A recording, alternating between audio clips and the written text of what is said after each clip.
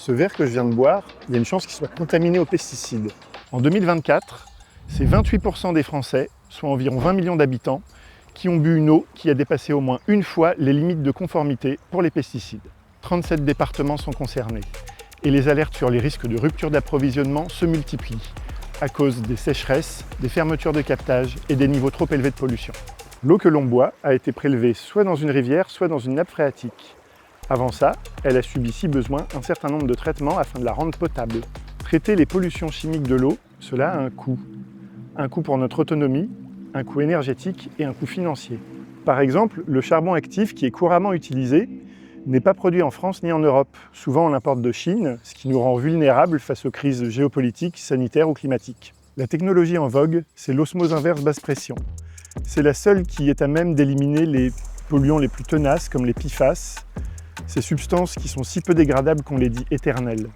Mais cette technologie coûte cher, très cher, et consomme à la fois beaucoup d'eau et beaucoup d'énergie. Et puis, une fois ces polluants retirés de l'eau, eh bien on ne sait plus trop quoi en faire. Alors on les relargue dans l'environnement, et puis à charge du prochain gestionnaire d'eau de dépolluer à son tour. Et bien sûr, tout ça se répercute sur notre facture d'eau, car c'est nous qui payons la pollution, et pas ceux qui en sont responsables. Et la facture est d'autant plus salée pour les petites communes rurales. Au total, on estime que les ménages supportent un surcoût de plus d'1 milliard d'euros par an lié aux services d'eau en ce qui concerne les surcoûts liés à la pollution aux pesticides et aux nitrates. Compte tenu de tous ces effets négatifs, le traitement de l'eau pour éliminer ces substances ne peut être qu'une solution transitoire, le temps d'obtenir des résultats sur la reconquête de la qualité de l'eau.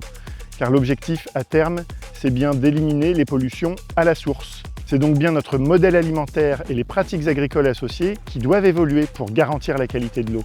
Et cela aura de nombreux autres effets positifs pour notre santé. Moins d'exposition aux pesticides, via ce que nous mangeons, nous respirons, et plus de biodiversité, essentielle pour l'agriculture. En plus, si l'eau est trop polluée, on ne peut plus la potabiliser et le captage doit fermer. Et depuis 1980, c'est près de 15 000 captages qu'on a dû fermer. La première cause de l'abandon, c'est la qualité de l'eau, en majorité à cause de teneurs excessives en nitrates et ou en pesticides. Aujourd'hui, on a 37 000 captages en activité. On ne peut pas en forer sans limite, alors on doit les préserver. Et des outils pour préserver l'eau, on en a. Achat de foncier, contractualisation avec les agriculteurs pour encadrer ce qu'il faut faire ou ne pas faire, développement de filières, accompagnement agronomique, prescription de certaines pratiques sur les zones les plus vulnérables. Et partout, ces outils sont sous-utilisés. Et là, vous vous demandez ce que vous pouvez faire concrètement. Alors premièrement, l'eau en bouteille, c'est pas une solution, puisqu'on s'expose à des pollutions liées aux microplastiques, et puis que l'eau en bouteille peut elle-même être contaminée par des pesticides. Vous pouvez privilégier une alimentation sans pesticides, qui sera meilleure pour votre santé, pour la planète et pour les finances publiques. De votre côté, vous pouvez contacter votre élu pour savoir ce qui a été mis en place pour protéger votre captage. Pour ça, on vous a préparé un modèle de courrier à adapter et envoyer à votre maire pour l'inciter à se pencher sur la question.